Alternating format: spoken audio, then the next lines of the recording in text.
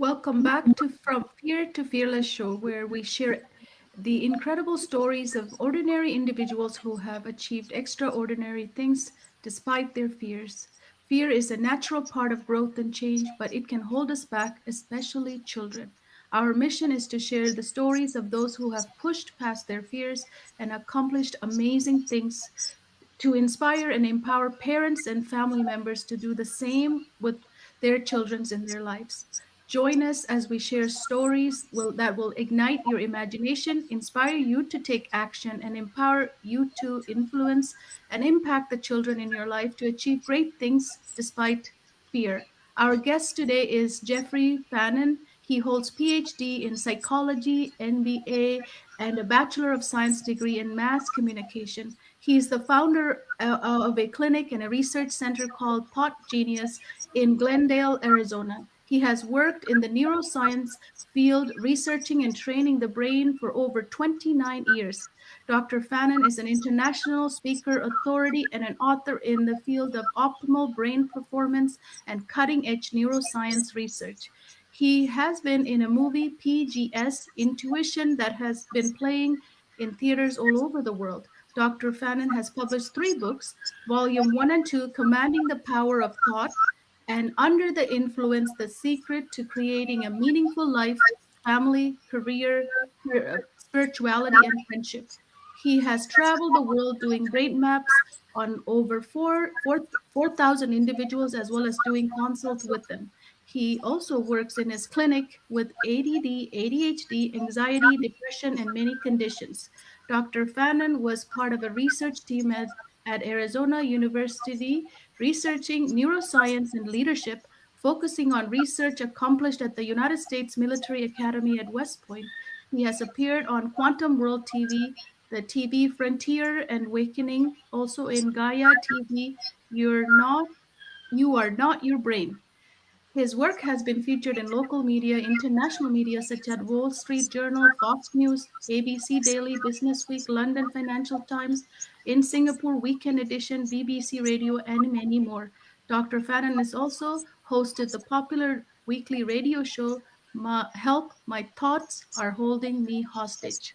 And Dr. Fannin is no stranger to me, as he had done brain mapping for my students, and I had the privilege to work with them. So I am so excited. Welcome, Dr. Fannin.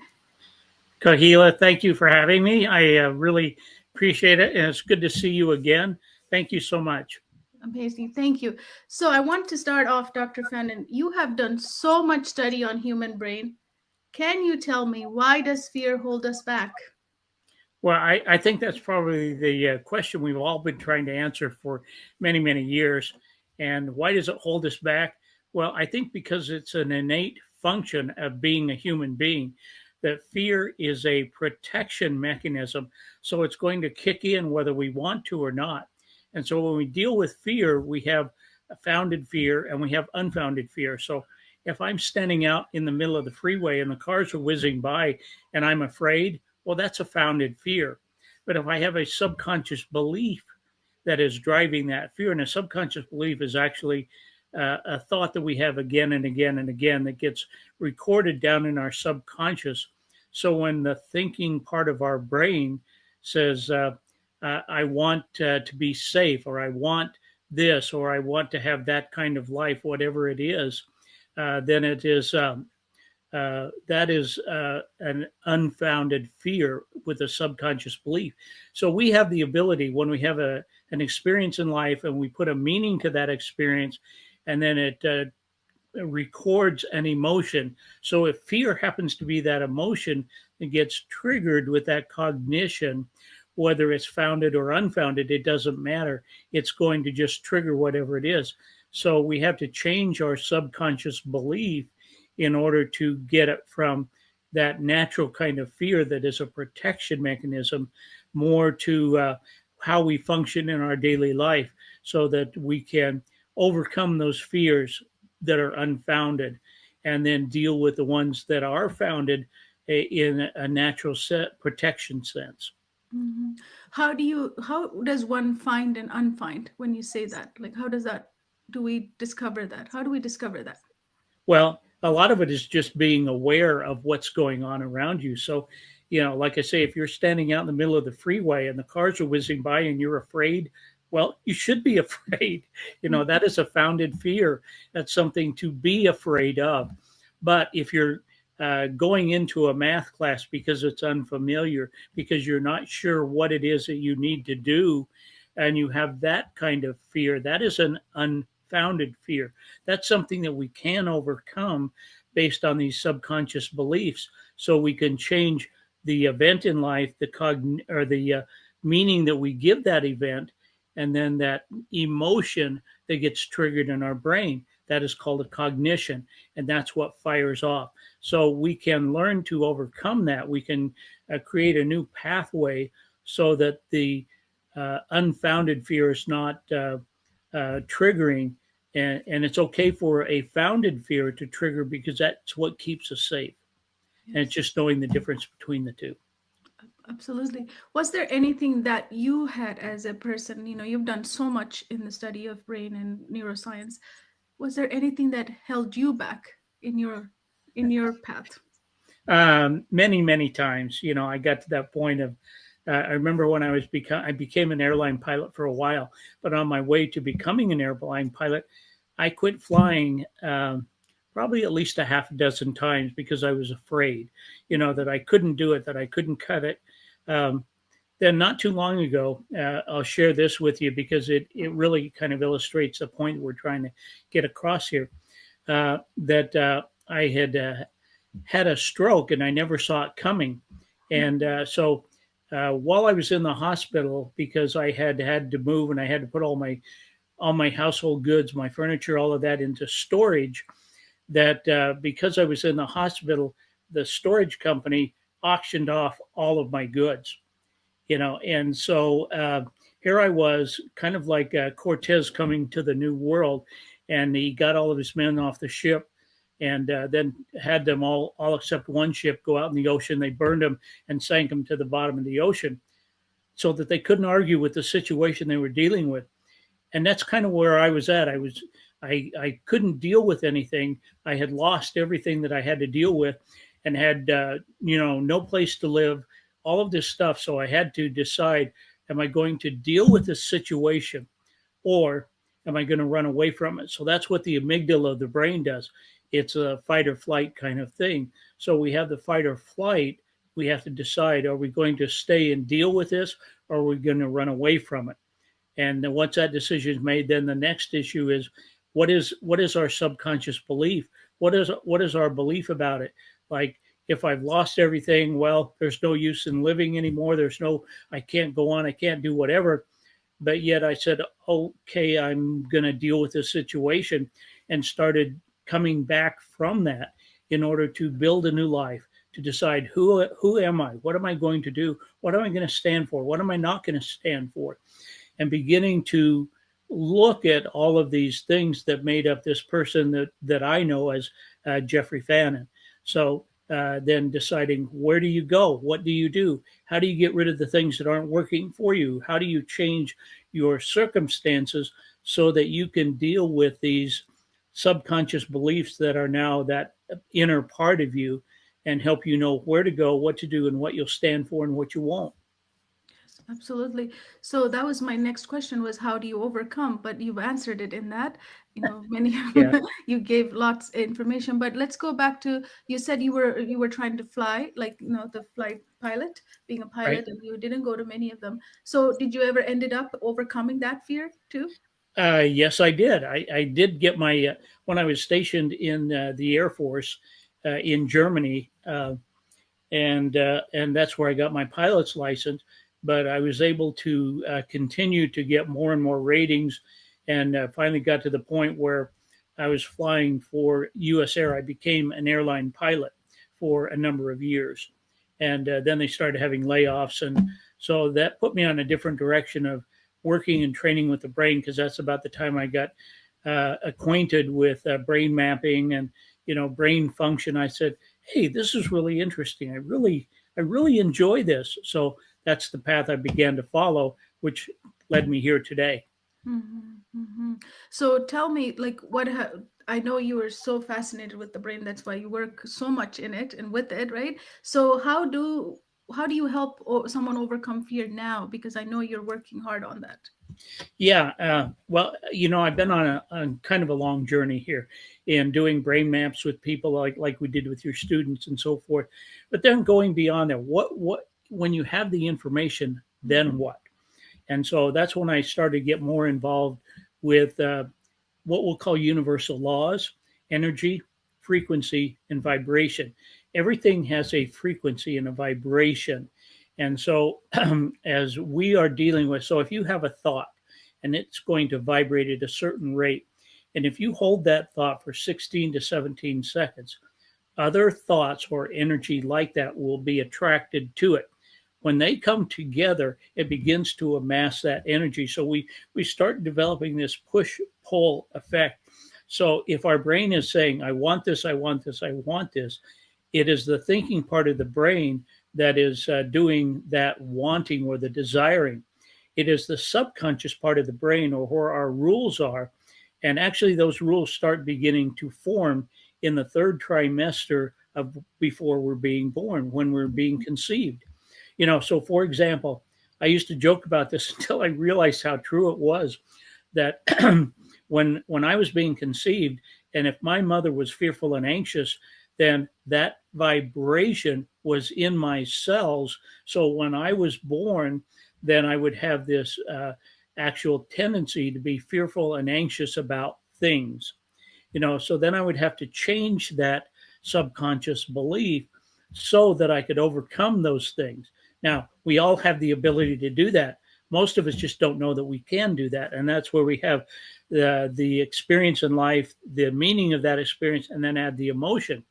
So those are bound together with a neurotransmitter that we call acetylcholine. And so when we cause a second burst of acetylcholine, it dislodges the emotion. So the event, it doesn't erase the event or the meaning of that event. It's just we don't have the emotional connection to that. And that's where, so if we have fear mixed in with that, that's why we're going to respond with a fearful response rather than, oh, I'm going to overcome that. And so some people can, they do, they can do that almost instantaneously. Now, I'm going to jump a little bit into some physics here, so don't get too alarmed. But recently, I did a study with a group of people called VibraVision. And these are people who can put adhesive bandages over their eyes, put a blindfold on top of that. Then they can drive a go-kart around an oval track without crashing. You can drop colored beanbags in their hands, and they can tell you what color it is before it hits their hand. Now, the issue is, how do they do that? And so there's a couple of issues that go on here, and everybody has the ability to do this. One is called the morphogenetic field. So this was discovered in 1910 by Alexander Gurwitz, and as he was looking at embryonic cells and that sort of thing. So basically, it is the field that we have around us, this energy. And so then along came a guy by the name of Rupert Sheldrake, and he was doing a lot of work with the paranormal kinds of activities. That, that's a much longer story. But the issue is, so when you would drop a colored beanbag in the person's hand, and they could tell you what color it was not the field. They would generate this field around them in about 3 feet in all directions.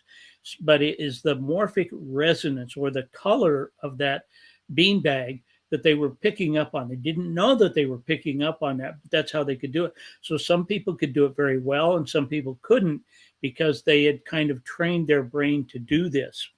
And so in the brain maps, like we did with your students, we were looking at, why is it that the coaching that you were doing was so successful?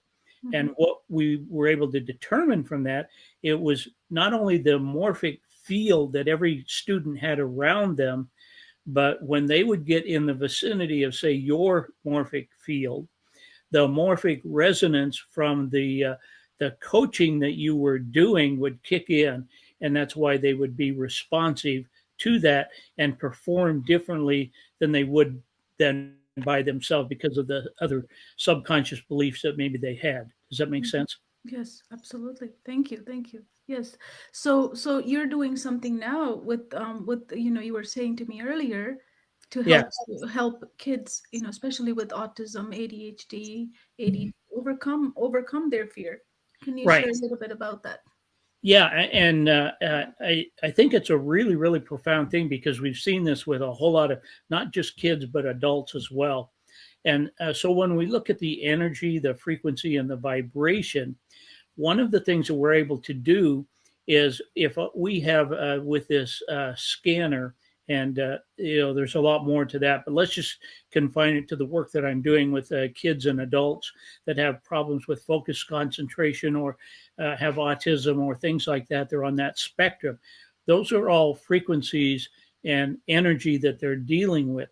So what they can do is they can call this phone number. We've automated this, so instead of having to just get their 10 seconds of their voice imprint, the scanner will then measure where they are in this moment. And then we can push what's called a button on the scanner that says optimize.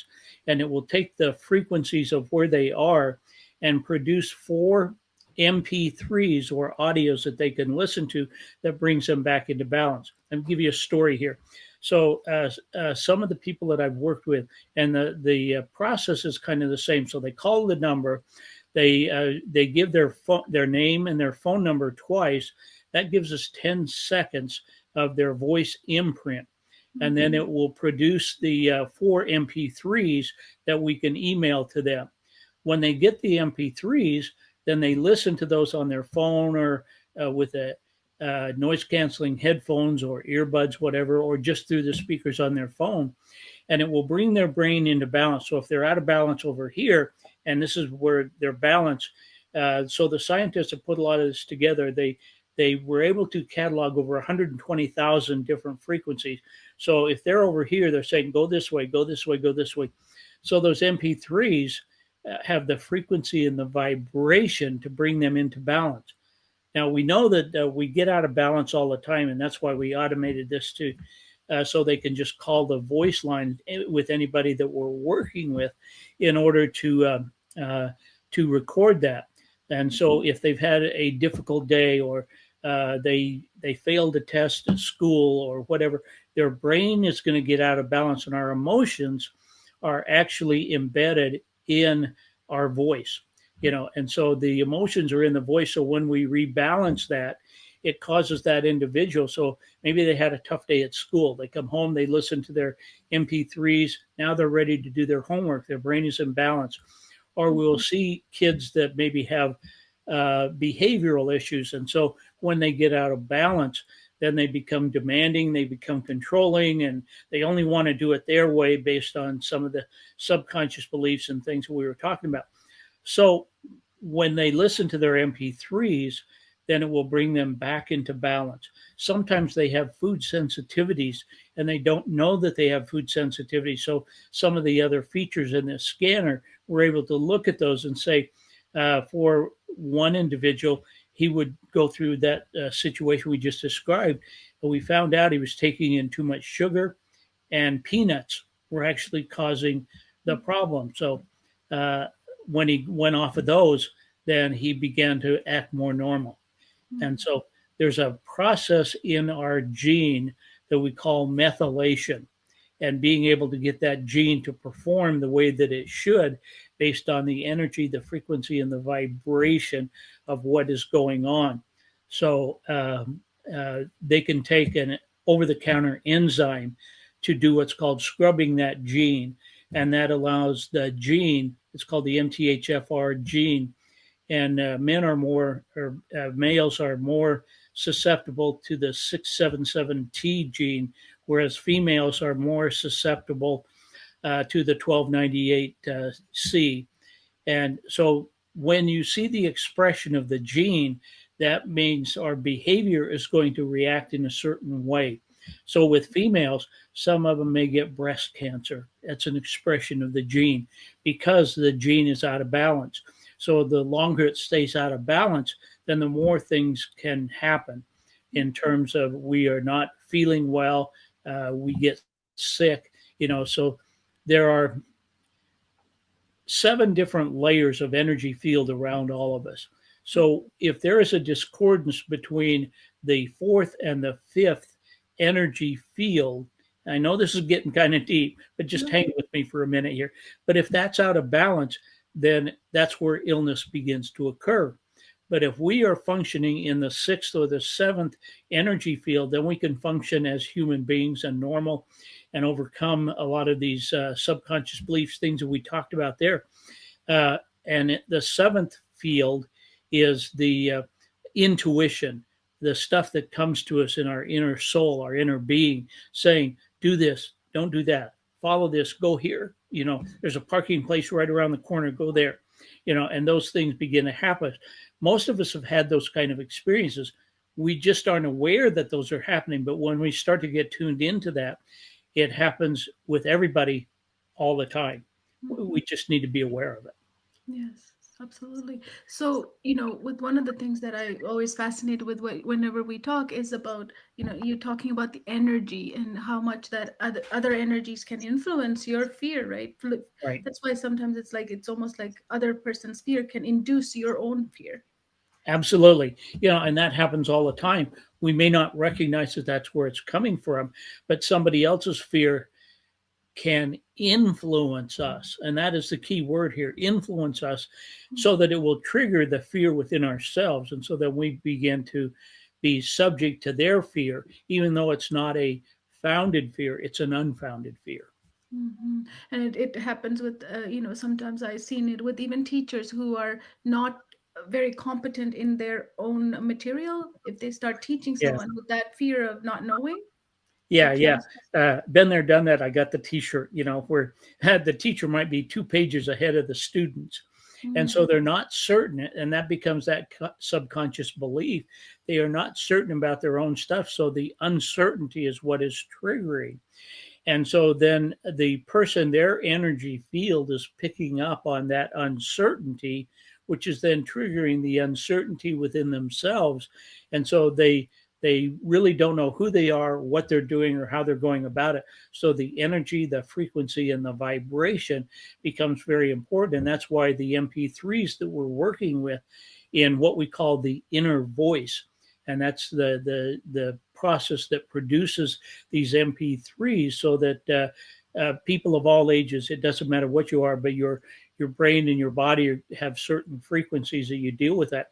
In fact, we have a video on our website that people can watch, and understand this entire process and why it's important, because all of us are subject to that. That's why I called the name of my third book is Under the Influence. We're under the influence of energy, frequency, and vibration all the time, because those are universal laws.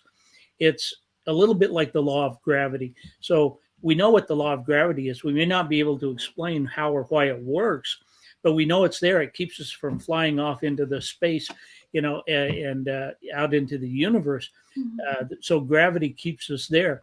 But we understand the principles of that from Einstein and what he was talking about, the function of gravity and where it comes from.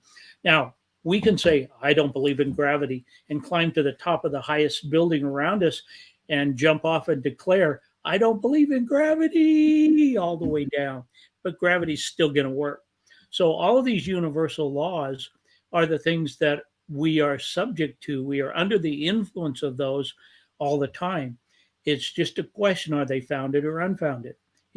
And they're going to work whether we believe in them or not, whether we understand them or not, they're still going to work. Yeah, it's almost like we have to reframe with this energy work, isn't it? Like we haven't looked at it that way. We always think something's wrong with us, but it's the energies. Well, yeah, we live in a different era now, from the time that I was growing up, and we won't mention that I was born in 1950. So, I'm actually 72 years old, but I'm still under the influence of a lot of those things. But there are many of them that I've been able to change, or we live in the world of technology now where we can use things like the MP3s to change the frequency and the vibration so that it affects our thinking, our behavior, and our understanding of all of these things. And so amazingly, we live in that world of technology now that even 5 years ago wasn't there. So a lot of the things that I've been talking about were actually developed, over 20 years ago, but we're just getting to the point now in the way the world works and what we understand and shifts of this energy and the conditions in the world we live in, all of that sort of thing. Things are changing. I think when I was a kid, they said that the information that is out there was being doubled about every 90 days. Now, in the world we live in, that all of that energy and information is being doubled about every 90 seconds. Wow. And so you think about the internet. You go on the internet, and I have yet to have something ever come back. If I put a question out there, I always get an answer. Now, it may not be the right answer. It may be somebody's opinion or whatever, but the information is there. Yes. We are living in a totally different world where we have to pay more attention to the energy, the frequency, and the vibration of not only what's going on around us, who we're hanging out with, the kinds of things that we are being subjected to, but the kinds of things that are happening to our brain and our body, and all of that sort of thing. And so that's why we are putting processes and understanding and teachings together for people so they can know, okay, what do I do about that? It's like with the scans that we do, there's over 120,000 different frequencies, and it's hard to keep track of that. So we're trying to help people understand this is what you do. This is how you go about it. This is what you need to deal with. And so we now have reports and things that will tell people you have too much stress. You're not drinking enough water. You need to get rid of some of these subconscious beliefs, stuff like that, so that we can live in this incredible era that we're living in, rather than just going along for the ride here. Yes, absolutely. So you talked about your young self, that's like in the 50s to now, you've seen major shift and changes in what we do and how we do things and how fast we do things. So I wanted to ask you this question. This is a very important question to our viewers is, what would you tell your younger self about fear? That's a really good question. I like that question. What would I tell my younger self, about fear? Well, my younger self wouldn't know what I know now. I wish I could go back and know what I know now back when I was younger, but I didn't. And so we kind of have to rely on society and the world and the knowledge at the time to help us understand what it is that we're dealing with. And so if I was relying on my caregivers, my parents, to tell me this is the way things work, they could only tell me based on their knowledge and their understanding. And if they were, lacking, like my father was 16 when World War II was on, and he ended up being on a submarine and had a lot of depth charges dropped on him and stuff like that. And so when he was only 16, and as I grew up and got older, he did not know how to tell me how to live in the world, because the world he grew up in, being 16 years old and being on a submarine and having depth charge and dropped on you and you didn't know whether the next moment was going to be your last or not. That's the world, that's the knowledge base that he grew up in. So trans forward that to today. We have a new knowledge base. We have different understanding. We have different science that is available. Back then, the science of what we know now was not even available back then. We barely even understood this thing called quantum mechanics, until, really the 70s and on into the 80s, but in the meantime, the world is continuing to progress and develop. So I think it is really a requirement of adults to kind of get on board, with the things they don't know, the things that they need to learn. Where can I learn those? How can I function in this world? Because what we're seeing ever since the pandemic is that people are building walls around themselves in order to keep things the way they are. as human beings, we hate change, we avoid change. And so we build these walls about who we think we are. Then we wander around inside this box thinking, why isn't the world different? And we keep getting the same thing again and again and again. And we get frustrated. We don't understand. We don't know where to go. We don't know how to deal with it because we're dealing with old knowledge and old technology, or we're dealing with fallacious knowledge. It's not correct. It's not understood. Let me give you an example of that. So when we look at something called the uh, free radicals and the antioxidants, what we were taught back in the day when I was growing up is if you eat enough fruits and vegetables, it is going to kill off the antioxidants that are causing problems in your body. Well, that's only partially true. The science of it nowadays that we know is at any given moment in your brain and your body, you can have over 300 septillion free radicals running around in your brain and your body. Now, that's the number 300 with 24 zeros after it. And so you and I cannot eat enough fruits and vegetables to keep that in balance because what we were taught is one antioxidant will kill one free radical. That's a 1-to-1 ratio. But if you have that many free radicals running around in your brain and your body, we end up with more demand on our body than we have resources to meet that demand. So we have the ability now from science to actually activate these areas of our body, we call them NRF1, NRF2 pathways, to have a 1,000,000-to-1 ratio instead of a 1-to-1. And that's not 1,000,000-to-1 per day. It's 1,000,000-to-1 antioxidants killing free radicals, 1,000,000-to-1 per second. And so that's bringing us back into balance. So we go back into this balance and lack of balance in our frequency, our cells, our body, that sort of thing. That's the era that we live in. We want to get balance. That's the desire we all have. Get balance, whether I'm taking a math test or whether I'm dealing with my friends and family or whatever it is. We want to be balanced, but we don't know how to do that because we're dealing on old ideas and old technology.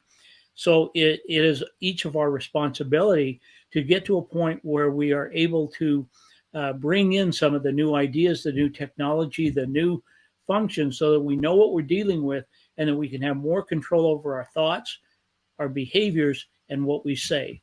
Yes, absolutely. And being open to change. Exactly. And Yes. that's a hard thing to do because we don't like change. We want it to stay the same. But what we do know, there are two things that are certain in life. One is death and one is taxes. Same thing with this, all facetiousness aside here. And that is that being able to understand and to grow within ourselves, that growth and that change is inevitable. We must be able to deal not only with the change back when I was, a child, but also today. And that's why I try to keep up on things and why we're trying to develop different ideas, programs, and functions for people who maybe don't have that kind of education, who don't have a PhD, who aren't sure what to do or how to go about it. They have to rely on people who have overcome some of those things in their own life and be able to teach other people how to do what they need to do. Yes, absolutely. And I love what you're doing. So your thought genius is where they can find everything that you're doing to help people overcome and stay with change and open to change is important. Exactly. Thoughtgenius.com. You can go Yes, there and we'll always have information or videos or things that you can look at. absolutely.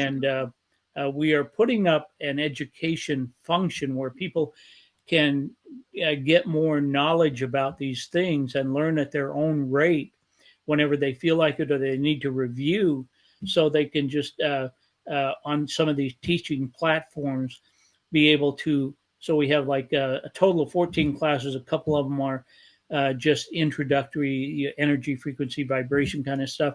And the others are things that, what can I do about this stuff? So these are courses that they can take on their own time. They can go back, they can review. And we're just getting those totally up and running. We got about 3/4 of it all completed at this point. So in about another week, we'll have that online. But to find out about how that's coming or what you can do about it, or if you want to get a download a free chapter of my new book, go to the website thoughtgenius.com, and you can download that. You can watch the videos and things like that, and just keep in touch with us or get on our mailing list, and we'll be able to keep you informed about everything so that you and your family know what to do. Yes, without fear. Thank, Exactly. thank you. Thank you so much. I always love talking to you because you have such, you know, such a gift for this knowledge, right? You Yeah, seek I what don't is know. I don't know where that comes from. I just know that I'm here to do that, and so I do, and I keep doing it, and Thank you. keep learning, and so uh, that's I just know that's what my job is here, and to Yes, be here to do that, to help other people, and so that they can know what they need to do and how to go about it, and how to deal with this fast functioning life that we're in now. yes. Thank you for sharing your story and inspiring our viewers. So, thank you everyone for tuning into our show. We hope that you found our stories inspiring and empowering. We'll be back next Wednesday at 11 a.m. PST for another episode. If you're interested in making learning easy for your child, don't forget to check out our weekly masterclass on Wednesday at 7:30 p.m. PST.